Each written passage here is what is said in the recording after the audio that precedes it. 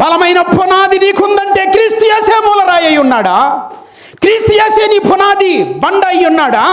క్రీస్తు యేసు మాటని వింటున్నావా? అపోస్తులు ప్రవక్తలు యేసయ్య మీద పునాది వేసుకుని ఆయన మాట విన్నారు. నేను అయ్యగారి మాట కాదు వినేది, నేను దేవుని మాట వినాలి. దేవుని మాట, అయ్యగారి నుంచి వచ్చిన మాట. ఆయన కట్టబట్టం కాదు, నేను కట్టుకోవాలి అంటే ఇప్పుడు దేవుడు నువ్వు కట్టుకోవటం చూస్తాడు. ఆయన